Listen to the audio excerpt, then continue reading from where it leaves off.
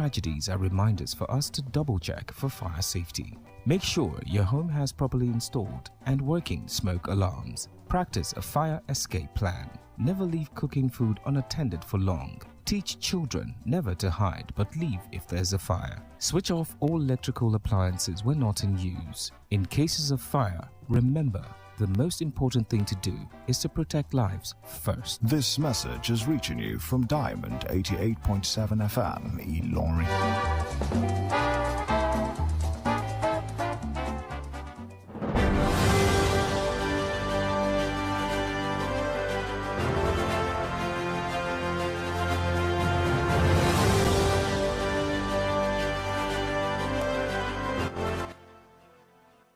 Welcome back from that short break. Please do note that you can listen to us via our website www.diamondfm.net or watch us live on Facebook at Diamond 87 FM and YouTube Diamond FM Ilorin. Now the news in detail. The House of Representatives Minority Caucus has insisted that the PDP caucus is united, indivisible, committed and out to perform its duty as the watchdog on behalf of Nigerians. This was disclosed by the leader of the caucus and House Minority Leader, Honorable Kingsley Chinda, at a 2-hour meeting held at the National Assembly in Abuja ahead of tomorrow's National Executive Committee of the party. In the House of Representatives remain united, indivisible, committed, and out to perform her duty as the watchdog on behalf of the Nigerian people.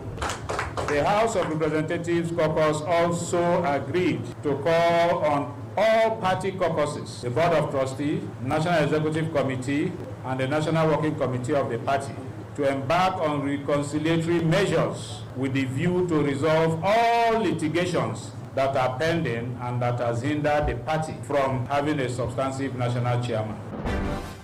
The caucus, through Honorable Chinda, also declared that the 1 life, 1 minute silent security situation in Nigeria is no longer acceptable, insisting that the government must stop insecurity in 3 months or else Nigerians will be forced to defend themselves.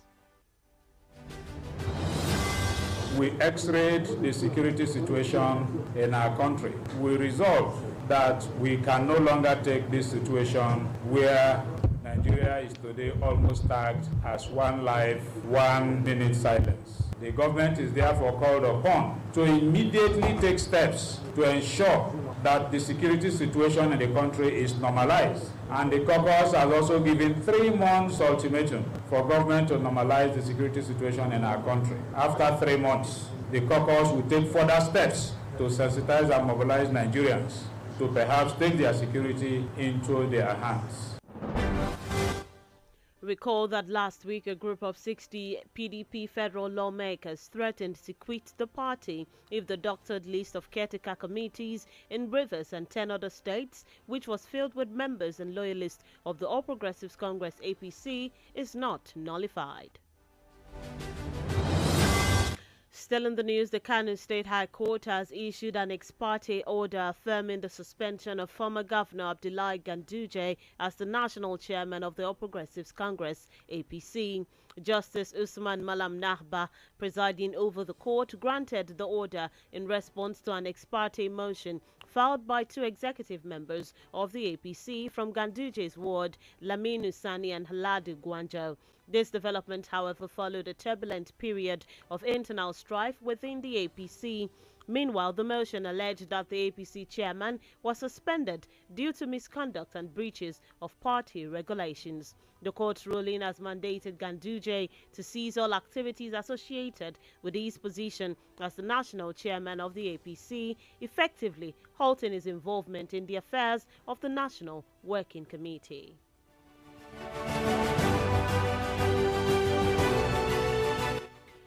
The federal government has vowed to take stringent regulatory measures against traders inflating prices of goods and commodities unfairly. The government, through the Federal Competition and Consumer Protection Commission, FCCPC, expressed worry that despite the recent appreciation of the naira against the dollar, consumers continue to face escalating costs without a corresponding decrease in the price of goods and commodities. The Commission also disclosed that its operatives have been directed to intensify monitoring of both formal and informal markets, where businesses may be taking advantage of market conditions to unfairly inflate the prices and ramp up enforcement activities. Recall that the Minister of Finance and Coordinating Minister of Economy, Wale Edun, stated that the Nigerian economy is moving in the right directions as policies of the new administration have started slowing down food inflation.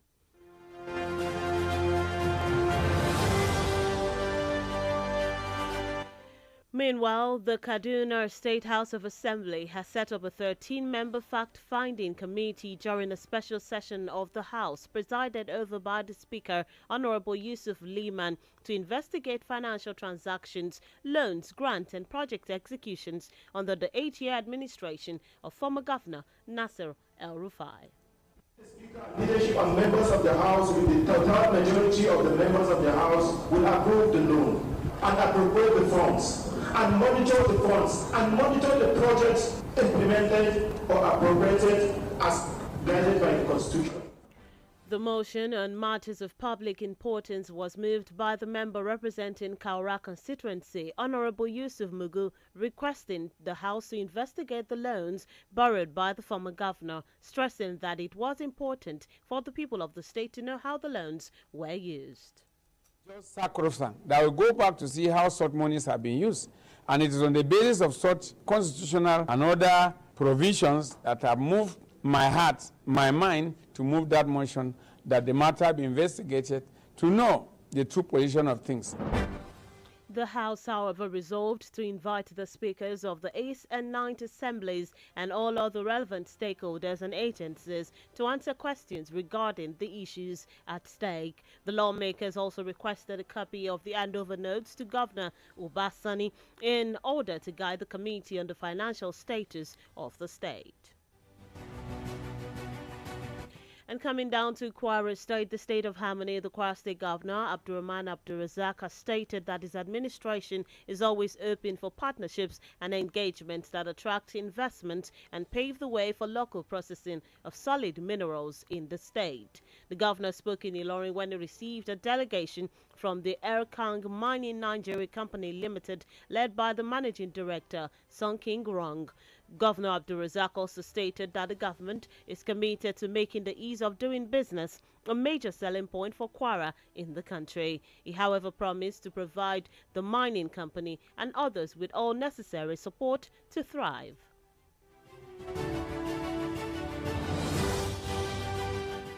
Still in Kwara State, and in a bid to confront the mounting challenges of insecurity, violence, and other social vices penetrating various communities in the state, the Kwara State Commandant of the Nigeria Security and Civil Defense Corps, Commandant Umar Muhammad, has commissioned a new divisional office in Ikpe Town, Oyun local government area of Kwara State. During the unveiling of the new division, Commandant Omar stated that the recent rise in security challenges in the state necessitated upgrading the outpost to a fully operational divisional office to address insecurity more effectively. He praised the contributions of the project financier, Deputy Speaker of the Kwara State House of Assembly, Honorable Olayiwola Oyebode, and the dedicated residents of the Ikpe community for their unwavering commitment and support in ensuring the timely completion of the remarkable project. Commandant Umar, however, urged the members of the community to remain vigilant and actively support the Corps by providing credible and timely information to enhance its operational capacity.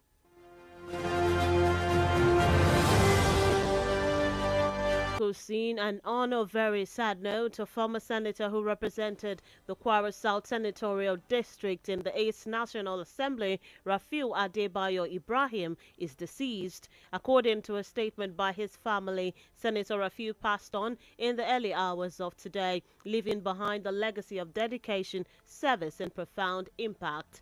His burial arrangements will be communicated in due course. May Almighty Allah forgive his shortcomings and grant him Al-Jannat Firdaus. Ameen.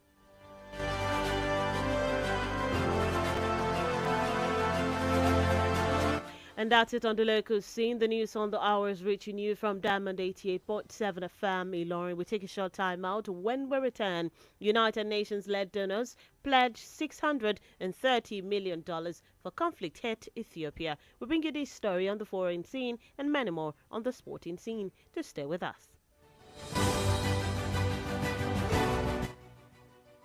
Follow us on social media, Facebook, Twitter, and Instagram at Diamond 887 FM. Diamond FM, shining supreme.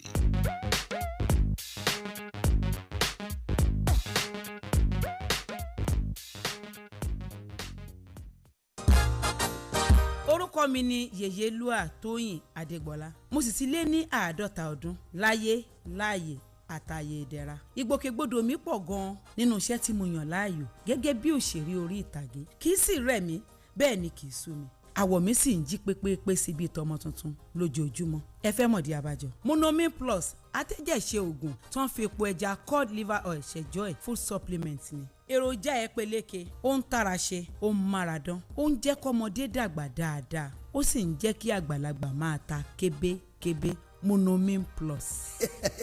Monomin Plus fún èròjà tó ń tún inú ara ṣe lẹ́yìn ìwádìí ìmọ̀ ìjìnlẹ̀. A tún fi èròjà cod liver oil epo ẹja sí i ló fi wá di oògùn méjì tá a papọ̀ sínú ẹyọ kan ṣoṣo. La fi ń pè é ní Monomin Plus. Iléeṣẹ́ Tuyi Pharmaceutical Industries Limited. Àwọn tó lórúkọ tó ṣe gbẹ́kẹ̀lé níbi kápò oògùn òyìnbó ló ṣe é. Monomin Plus. Monomin Plus.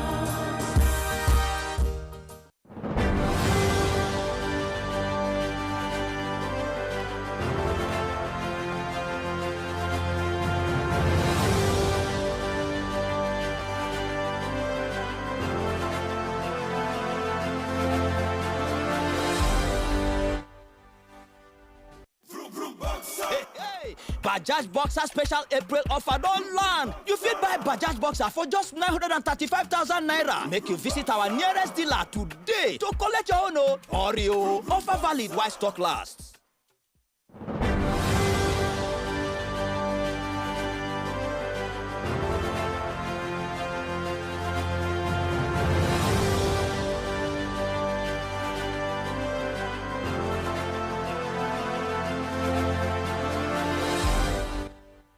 Welcome back from that short time out. We're glad to still have you there. If you're just tuned in and joining us, you're still listening to the news on the hour, reaching you from Diamond 88.7 FM, Ilorin. Before we went on the break, we brought you stories on the local scene. Now we move on to the foreign scene. A United Nations-led organization has pledged support of almost $630 million for Ethiopia's humanitarian crisis, which is still short of the $1 billion needed to help feed and support millions of people facing conflict and climate change in Africa's second most populous country. The donors also called on the Ethiopian government to ensure that the aid is delivered to those in need without interference. Recall that last year the United States Agency for International Development suspended all food aid to Ethiopia for several months after an internal investigation discovered that donated food intended for millions of hungry people were being diverted on a widespread scale. Ethiopia faces a number of conflicts. The two-year conflict in the northern Tigray region, which ended with a peace deal in November 2022, left most of the region's population of 6 million relying on humanitarian assistance. Donors, however, urge Ethiopia to ensure the full implementation of the peace agreement and peacefully resolve ongoing conflicts in its Amhara and Oromia regions. Still on the foreign scene, the Secretary of State for Foreign, Commonwealth and Development Affairs of the United Kingdom, Lord Cameron, has urged Israel to do as little as possible to escalate tensions in the Middle East ahead of talks with Prime Minister Benjamin Netanyahu. Cameron stated that this following Israel's vow to retaliate Iran's unprecedented missile and drone attack during the weekend. The UK's Foreign Secretary will convince Israel to control the scale of its response over speculations that it could lead to a wider war. While speaking to reporters in Jerusalem, he called on Israel's government to be smart as well as tough. Moving on to the world of sport, Super Eagles striker Victor Boniface has praised Bayer Leverkusen manager Xabi Alonso's ability in predicting games. The Nigerian international was also on target as the team defeated Werder Bremen's 5-0 to help his team win the Bundesliga title. The 23-year-old striker further praised his coach's tactical and technical abilities, stressing that the Spanish tactician knows how to bring out the best from the players. Using the Europa game against West Ham as a reference, he stated that his coach knew what the team needed in order to secure a first-leg win. And lastly, in sports, the head coach of the Nigerian under-18 women's handball team, Shitu Agbola, has urged the sports ministry to support the team ahead of the women's under-18 handball championship. The 10th edition of the championship will commence on August 14th through 25th in Chizhou, People's Republic of China. While admitting that his side has been paired in one of the toughest groups, the coach stated that Nigeria was the second best team globally at the International Handball Federation's Women's Trophy 2023-2024 can qualify from the group with the support of the ministry. Nigeria have been paired in Group B alongside European giant Croatia, Montenegro and Angola. And that's it in the exciting world of sport. With that, we've come to the end of the news on the hour for today. But before we go, here is a recap of the major highlights as brought to you.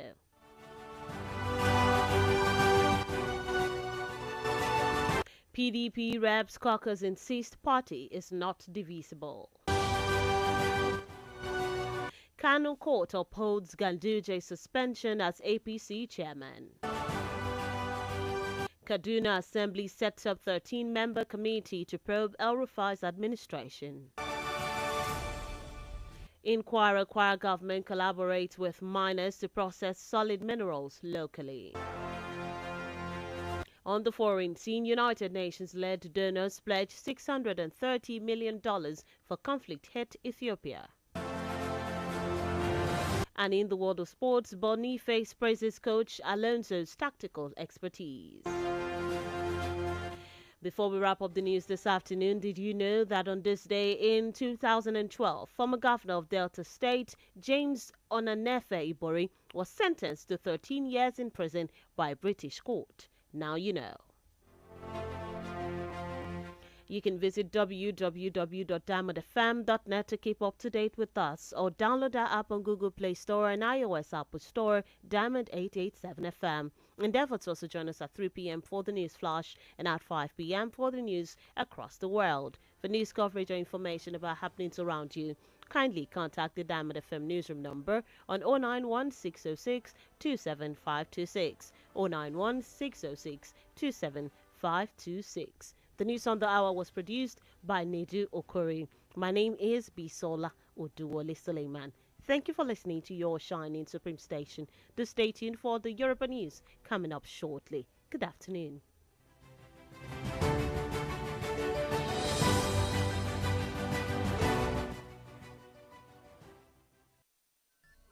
From news to sports, current affairs to entertainment, beautiful music, amazing programs, we got you all covered at Diamond 88.7 FM.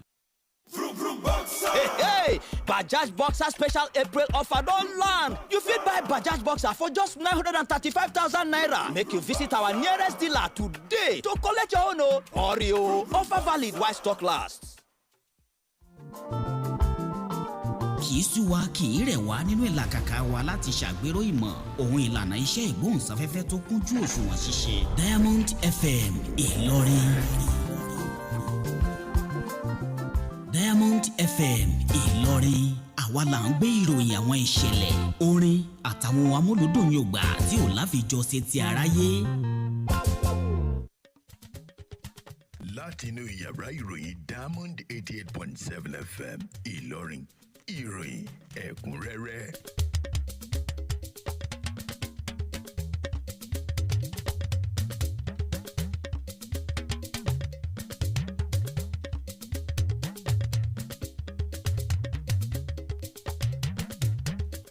Ẹ káàsán, àsìkò iṣẹ́ òní ṣáájú ẹ̀gbọ́n kókó tó wà nínú àkójọpọ̀ ìròyìn ilé wa tòní. Àwọn ọmọ ẹgbẹ́ òṣèlú PDP ní ilé ìgbìmọ̀ aṣojú-ṣòfin fìdí ẹ̀ múlẹ̀ wípé kò sí òkú pẹ́ǹtùká kankan láàrin àwọn ọmọ ẹgbẹ́ òṣèlú náà. Ilé ẹjọ́ gíga ìpínlẹ̀ Kano fìdí ìrọ́kúnlé alága ẹgbẹ́ òṣèlú APC tí wọ́n ní kó lọ rọ́kúnlé múlẹ̀. Ilé ìgbìmọ̀ aṣòfin ìpínlẹ̀ Kaduna ṣe àgbékalẹ̀ ìgbìmọ̀ ẹlẹ́ni 13 tí wọ́n ó fi mú fínlẹ̀ nípa ẹ̀sùn tí wọ́n fi kan El-Rufai. Gómìnà ìpínlẹ̀ Kwara tó fi mọ́ ìjọba ìpínlẹ̀ yìí ní àjọṣepọ̀ tó dánmọ́rán pẹ̀lú àwọn iléeṣẹ́ tó ń rí sí ọ̀rọ̀ ohun àlùmọ́ọ́nì lábẹ́lé. Nílẹ̀ òkèèrè, àjọ United Nations ṣe àgbékalẹ̀ ohun amáratuni èyí tí owó rẹ̀ tó $2.6 mílíọ̀nù.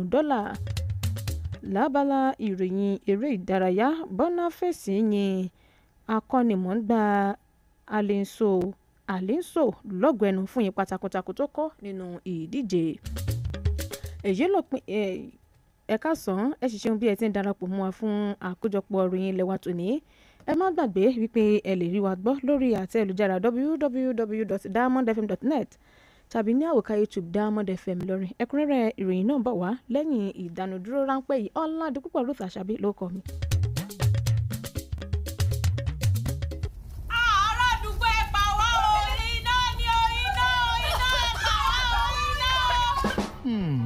Gbogbo wa la ti gbọ́ rí nípa iná ọmọ rárá tó ń pẹ̀mí tó tún ba gbogbo dúkìá jẹ́. Ìjàmbá yìí yẹ kó máa pè wá ṣàkíyèsí láti ṣàyẹ̀wò dáadáa láti dẹ́kun ìjàmbá iná lágbègbè wa ni. Rí i dájú pé ó fi ẹ̀rọ apeni-ṣàkíyèsí iná sínú ilé rẹ̀, kọ́ nípa ọ̀nà àbáyọ bóyá tí ìjàmbá iná bá ṣẹyọ. Má ṣe fi oúnjẹ sílẹ̀ sórí iná láì mójútó fún ìgbà pípẹ́. Ẹ jẹ́ ká kọ́ àwọn ọmọdé láti má máa sá pamọ́ ṣùgbọ́n láti sá àsálà fún ẹ̀mí wọn nígbà ìjàmbá iná. Ẹ pa gbogbo àwọn ohun èlò iná tí ẹ bá ń kúrò nínú ilé. Tí ìjàmbá iná bá ṣúyọ, rántí pé ẹ̀mí rẹ ló ṣe pàtàkì jùlọ. Sá àsálà fún ẹ̀mí rẹ. Ìmọ̀ràn yìí ló ń dé tètè gbọ́ yín láti ìkànnì Diamond 88.7 Ìlọrin.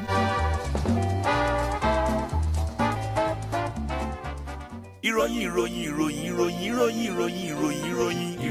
ẹ̀kúnrẹ́rẹ́ láti ilé iṣẹ́ Diamond FM.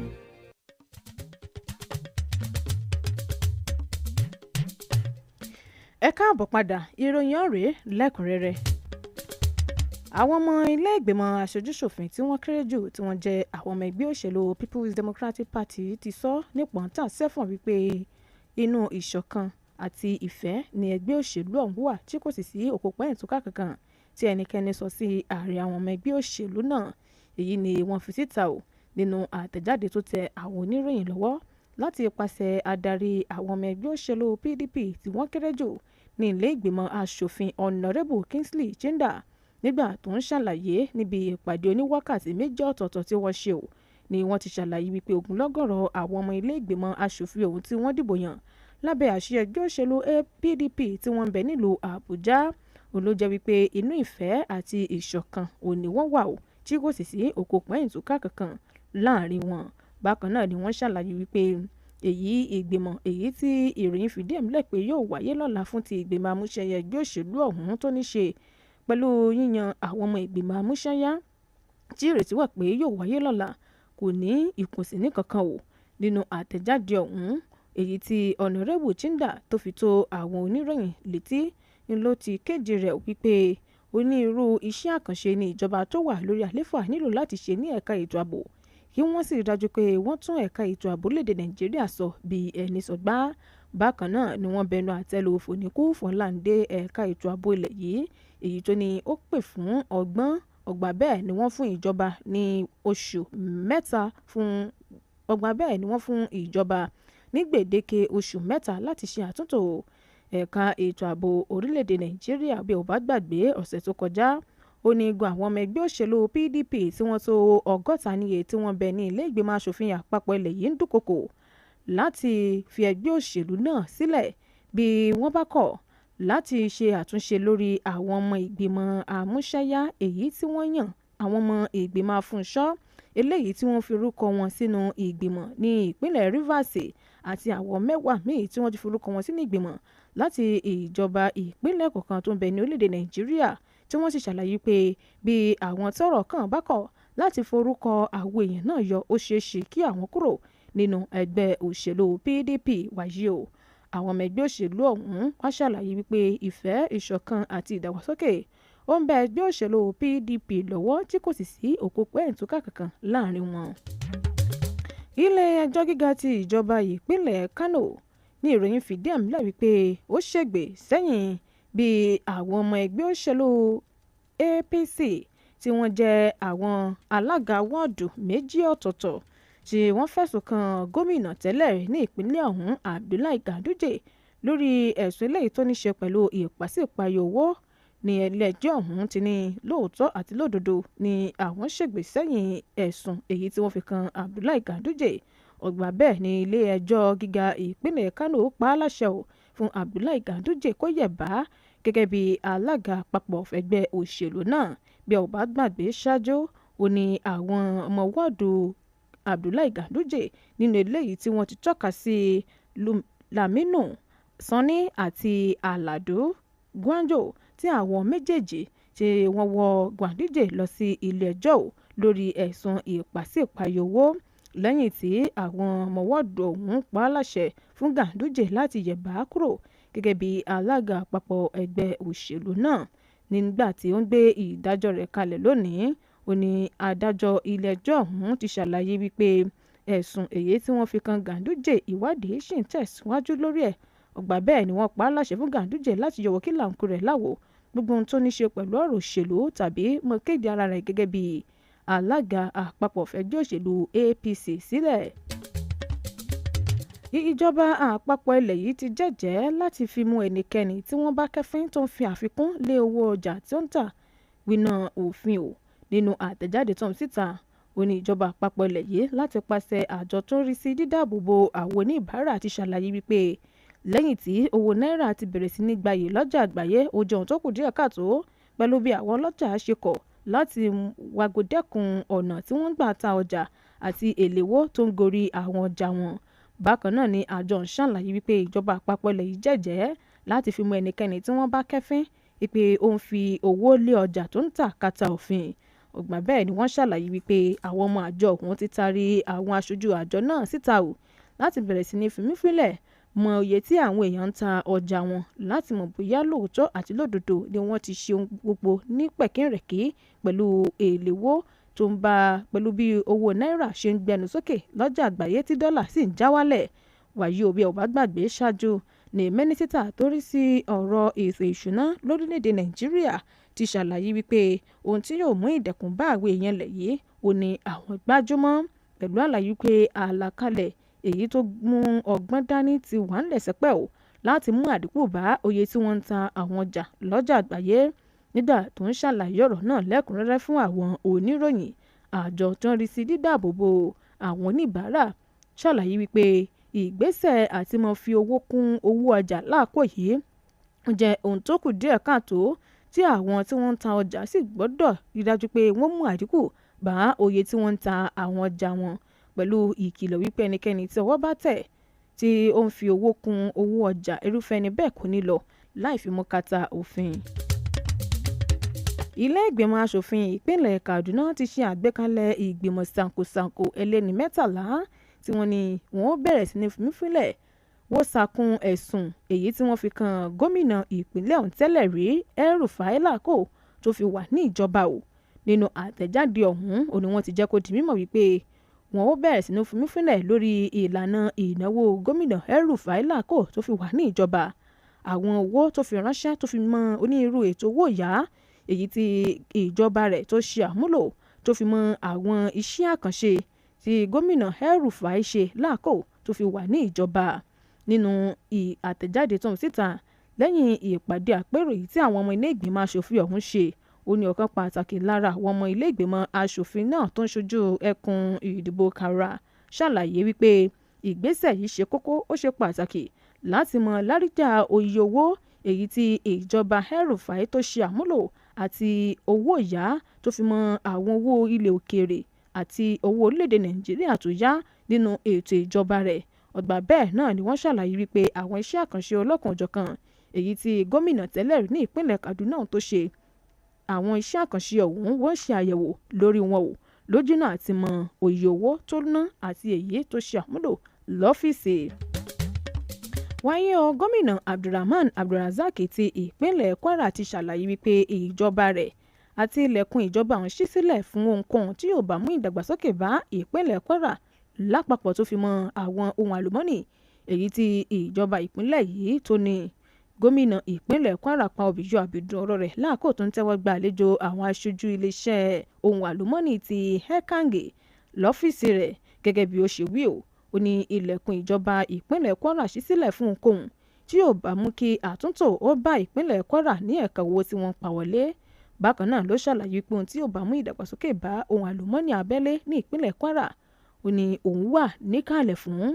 Gómìnà Abdulrahman Abdulrazak tún ṣàlàyé wípé ìjọba òun ti jẹ́jẹ́ láti mú àgbéǹde bá ohun àlùmọ́nì ìpínlẹ̀ Kwara tó fi mọ́ níní àjọṣepọ̀ tó dánmọ́rán pẹ̀lú àwọn iléeṣẹ́ tí wọ́n jẹ́ ti ohun àlùmọ́nì jákèjádò orílẹ̀-èdè àgbáńláyé. Wáyé o, níbàámu àti wàgòdẹ́kun iṣẹ́ láabi ọwọ́ àwọn awùwà ọ̀daràn jákèjádò orílẹ̀-èdè yìí, àjọ abúnilàbòlú ti ìpínlẹ̀ Kwara ti ṣàlàyé wípé àwọn ti ṣe àgbékalẹ̀ ọ́fíìsì tuntun tó jọmọ́ ti àjọ ọ̀hún ní ìlú Ìpẹ́ ní ìjọba ìbílẹ̀ Ọ̀yọ́ ní ìpínlẹ̀ Kwara. Nígbà tí wọ́n ṣíṣọ lójú ọ́fíìsì tuntun àjọ abúnilàbòlú, ọ̀gá àgbà àjọ ọ̀hún ṣàlàyé wípé lójú náà ti mú kí àdínkù ó bá ìṣẹ̀lẹ̀ láabi tó jọmọ́ ti làlúrí tó ń wáyé ní ìpínlẹ̀ Kwara àti ètò ààbò ìpínlẹ̀ Kwara tó mẹ́ẹ̀ ni wọ́n fi ṣe àgbékalẹ̀ ọ́fíìsì ọ̀hún tó sì ṣàlàyé pé èyí yóò jẹ́ àrọ́wọ́tó fún àwọn èèyàn tí wọ́n bẹ ní ìjọba ìbílẹ̀ Ọ̀yọ́ láti mọ fi tó àwọn ọmọ òṣìṣẹ́ àjọ ọ̀hún létí ó ní irú ohunkóhun tí wọ́n bá ń gbọ́ tó ní ṣe pẹ̀lú ìwà ọ̀daràn tàbí ìjínigbé. Bákan náà ló ṣàlàyé wípé ìgbésẹ̀ yìí kò sẹ́yìn àti mú kí àjọṣepọ̀ tó dánmọ́ràn ó bẹ láàrin àwọn òṣìṣẹ́ àjọ náà tó fi mọ́ ọ̀nà àti wàgòdẹ́kun iṣẹ́ láabi ọwọ́ àwọn ikọ̀ àgbésùmọ̀mí tí wọ́n domi àláfíà ìpínlẹ̀ Kwara rò. Wọ́n yín ọ̀kan pàtàkì lára àwọn ọmọ ilé ìgbìmọ̀ asòfin àpapọ̀ ilẹ̀ yìí tó ń ṣojú ẹkùn gúúsù ìpínlẹ̀ Kwara ní ilé ìgbìmọ̀ asòfin ẹlẹ́ẹ̀keje irú ẹ̀ sẹ́nẹ́tọ̀ Rafiu Adébáyọ̀ ní ìròyìn fìdí ẹ̀ múlẹ̀ wípé ó ti jáde láyé. Nínú àtẹ̀jáde tí wọ́n fi síta láti pàṣẹ àwọn mọ̀lẹ́bí olóògbé ọ̀hún ni wọ́n ti tọ́ka sí sẹ́nẹ́tọ̀ Rafiu gẹ́gẹ́ bí ọ̀kan gbòógì lára àwọn tí wọ́n mú ọ̀rọ̀ ìdàgbàsókè orílẹ̀-èdè Nàìjíríà lọ́kùnkúndùn tó sì kó ipa tó jọjú nípa mímú ìjọba àwarawa kárí ilé kárí oko. Ọgbà bẹ́ẹ̀ ni àwọn mọ̀lẹ́bí sẹ́nẹ́tọ̀ ń ṣàlàyé wípé bí wọ́n ṣe ètò ìsìnkú rẹ̀ wọ́n ó kéde rẹ̀ nígbà tí àkókò bá tó. Yàsìgbà ládùúrà pé kí Ọlọ́run kó fi oríjì olóògbé ọ̀hún. Àkójọpọ̀ ìròyìn lẹ́wà lẹ́ ń tẹ́tí sí láti kàn ní Diamond 88.7 FM Ìlọrin. Ìyókù ìròyìn ọ̀hún tilẹ̀ òkèèrè àti eré ìdárayá ń bọ̀ lẹ́yìn ìdánudúró ráńpẹ́ yìí.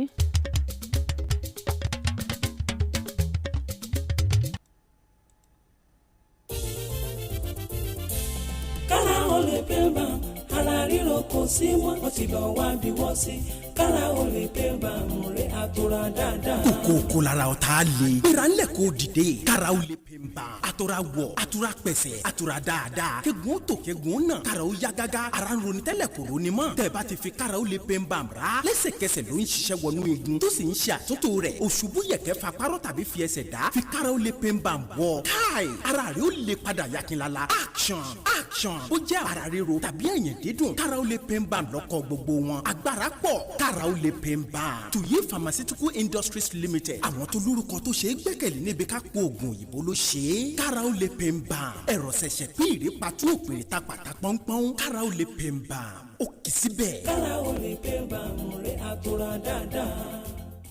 Vroom vroom boxer. Hey, hey. today. Bajaj Boxer special April offer don land. You fit buy Bajaj Boxer for just 935,000 naira. Make you visit our nearest dealer today to collect your own. Hurry o, offer valid while stock lasts. Ẹ darapọ̀ mọ́ wa ní ìtàkùn káyélujára wa, ìtàkùn ìbádọ́rẹ̀ẹ́ Facebook, ìtàkùn abẹ́yẹfò Twitter àti Instagram lórí Diamond 887 FM. Diamond FM, shining supreme.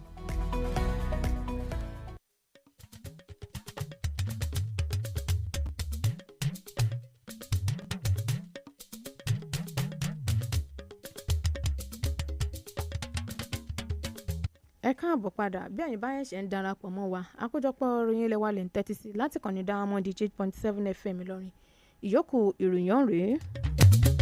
nílẹ̀ òkèèrè àjọ ìṣọ̀kan àgbáyé ti jẹ́jẹ́ àti ṣe àtìlẹ́yìn fún Ethiopia ní pàtàkì jùlọ ẹ̀ka tó ń rí sí ọ̀rọ̀ ọmọnìyàn ní orílẹ̀-èdè ọ̀hún pẹ̀lú owó tó tó $2.6 mílíọ̀nù ó dín mẹ́wàá látàrí onírúurú àwọn rògbòdìyàn èyí tí ẹ̀ka ọ̀hún tó ń kojú pẹ̀lú àlàyé wípé ìgbésẹ̀ náà ó ní òsèyìn àti ṣe àtìlẹ́yìn tó gbópọn fún àwọn èèyàn tí wọ́n ń fojú winá làlórí ní orílẹ̀-èdè ọ̀hún. Àjọ ìṣọ̀kan àgbáyé ṣàlàyé wípé àwọn tó ń rawọ́ ẹ̀bẹ̀ sí ìjọba Ethiopia láti dájú pé ó ṣe àmúlò owó ìrànwọ́ àti àwọn amáratuni èyí tí wọ́n fi ṣọwọ́ sí orílẹ̀-èdè ọ̀hún ní pàtàkì jùlọ fún àwọn tí wọ́n ti di aláìnílé lórí. wáyé akọ̀wé àjọ Commonwealth ti ṣàlàyé wípé onírú ìdàgbàsókè òní wọ́n ti bẹ̀rẹ̀ sí ní mú tí wọ́n sì ń ṣe àkọọ́lẹ̀ rẹ̀ ní pàtàkì jùlọ bí wọ́n ti ń rawọ́ ẹ̀bẹ̀ sí orílẹ̀-èdè Israel láti wàgbọ́dẹ́kun àwọn èròǹgbà rẹ̀ èyí tí ó ń gbà lérò láti gbégbá ogun ti Israel. Nínú àtẹ̀jáde ọ̀hún òní wọ́n ti ṣàlàyé wípé Iran ti ṣe onírú àwọn ìkọlù sí orílẹ̀-èdè ọ̀hún èyí tó ní ṣe pẹ̀lú ìkọlù ojú òfurufú tí Israel náà sì jẹ́jẹ́ láti gbé ìgbésẹ̀ akin nípa kíkọ ojú ìjà sí Iran. Wàyí o, akọ̀wé àjọ Commonwealth nínú àtẹ̀jáde tó fi síta ṣàlàyé wípé ó rọrùn fún àjọ náà láti ṣe ìpàdé ọlọ́kan òjọ̀kan pẹ̀lú orílẹ̀-èdè Israel nípa bí wọ́n ó ti fojú fo onírú ìkọlù èyí tí Iran ṣe sí orílẹ̀-èdè ọ̀hún láti pàṣẹ ojú òfurufú. Wàyí o, nígbà tó ń bá àwọn oníròyìn sọ̀rọ̀ ó ṣàlàyé wípé ìjọba Israel wọ́n nílò láti ṣe àwọn ìgbésẹ̀ ọlọ́kan-ò-jọ̀kan kí wọ́n sì rí dájú pé wọ́n fààyè gba àlàáfíà kó jọba pẹ̀lú orílẹ̀-èdè Iran tí wọ́n sì ṣàlàyé wípé kò ní sí àkọọ́lẹ̀ làlórí kankan láti orílẹ̀-èdè Iran tí wọ́n mọ̀ fi ṣọwọ́ sí orílẹ̀-èdè Israel mọ́. wáyé akọ́nimọ̀ọ́gbá ikọ̀ Super Eagles akọ́nimọ̀ọ́gbá ikọ̀ Super Eagles ti ṣàlàyé pé ipa takuntakun òun náà ni àwọn ikọ̀ ọ̀hún ni wọ́n kò láǹkó tí wọ́n kópa nínú àwọn ìdíje ọlọ́kan-ò-jọ̀kan tí wọ́n gbà pẹ̀lú àwọn orílẹ̀-èdè tí ọ̀rọ̀ kàn nínú àjọ ọ̀hún. Nínú àtẹ̀jáde tó ń síta ni wọ́n ti ṣàlàyé pé àkọọ́lẹ̀ àjọ tó ń rí sí ọ̀rọ̀ eré ìdárayá ó mú kí ó fìdí ẹ̀ múlẹ̀ wípé àwọn ọmọ ikọ̀ Super Eagles ṣe gudugudu méje àti yàyà mẹ́fà nínú àwọn ìdíje èyí tí wọ́n kópa nínú ẹ̀ ní kòpẹ́ yìí. Bákan náà ó ní ọ̀kan pàtàkì lára àwọn ọmọ ikọ̀ Super Eagles Victor Boniface gbóṣùbàràǹbàdẹ̀ fún Xabi Alonso lórí ipa takuntakun tó kó àti bó ti ní ìwòye tó dára fún àwọn ọmọ ikọ̀ ọ̀hún. Kò pín síbẹ̀ ó ṣàlàyé wípé èyí mú kí ó jẹ́ kóríyá fún àwọn ọmọ ikọ̀ Super Eagles àti àwọn tí wọ́n kópa nínú ìdíje ọ̀hún láti túbọ̀ mọ̀ ṣe gudugudu méje àti yàyà mẹ́fà nínú àwọn ìdíje míì tí yóò mọ̀ wáyé ní orílẹ̀-èdè Nàìjíríà àti nínú àjọ CAF. èyí lópin àkójọpọ̀ ìròyìn ilé wa tòní ká tó mọ lọ kókó tá a mẹ́nu bàrí lẹ́ẹ̀kan sí i. àmọ́ àfihàn pé àwọn ọmọ ẹgbẹ́ òṣèlú PDP tí wọ́n bẹ̀ ní ilé ìgbìmọ̀ aṣojú-ṣòfin ṣàlàyé pé kò sí òkùnkùn ìtúkà kankan tí wọ́n sọ sáàrin àwọn ọmọ ẹgbẹ́ òṣèlú ọ̀hún. Bẹ́ẹ̀ náà látúmọ̀ àfihàn pé ilé ẹjọ́ gíga ti ìpínlẹ̀ Kánò fìdí bí wọ́n ti ní kí alága àpapọ̀ ẹgbẹ́ òṣèlú APC Ganduje Lọ́rọ́kúnlé múlẹ̀. A tún mọ̀ àfihàn pé ilé ìgbìmọ̀ aṣòfin ìpínlẹ̀ Kaduna ṣe àgbékalẹ̀ ìgbìmọ̀ ẹlẹ́ni 13 tí wọ́n wòye fìmúfínlẹ̀ lórí ìjọba El-Rufai àti ẹ̀sùn tí wọ́n fi kàn án. gómìnà ìpínlẹ̀ Kwara ní àjọṣepọ̀ tó dánmọ́rán bẹ̀ ò láàrin rẹ̀ àti àwọn tí wọ́n ń pèsè ohun àlùmọ́nì ní ìpínlẹ̀ Kwara láti rí dájú pé wọ́n jáwé sóbì nídìí owó tí wọ́n pa wọlé ní ẹ̀ka ohun àlùmọ́nì ní ìpínlẹ̀ yìí. Nílé òkèèrè àmọ́ àfihàn pé àjọ ìṣọ̀kan àgbáyé jẹ́jẹ́ àti ṣe ìrànwọ́ owó tó tó $2.6 mílíọ̀nù ó dín mẹ́wàá fún àwọn tí wọ́n kojú ogun ní orílẹ̀-èdè Ethiopia. Nílé òkèèrè àmọ́ àfihàn pé Boniface gbóṣù bàràǹbàdẹ̀ fún akọ́nimọ̀ọ́gbá Alonso lórí ipa takuntakun tó ń kó. Àkójọpọ̀ ìròyìn rẹwà tòní kò ní jù báyìí lọ. Níjú Okòrè ló ṣe àkójọpọ̀ ìròyìn náà. Ọ̀làdúpọ̀ Ruth Àṣàbí ló tún lọ́kà sí ní etí fún ìṣẹ̀lẹ̀ ohunkóhun tó ń ṣẹlẹ̀ ní agbègbè ọ̀dọ̀ yín tẹ́fí tó alé tí ẹ pè tàbí kẹ́ fi àtẹ̀jíṣẹ́ yín sọ̀wọ́ sí ojú òpó tó lu já ẹ̀ka yàrá iléeṣẹ́ wa 09160627526. Ẹ ṣeun bí ẹ̀ tí ń tẹ́tí sí ìkànnì tó ta wọ́n yọ yìí. ìròyìn ẹ̀kúnrẹ́rẹ́ láti ilé iṣẹ́ Diamond FM.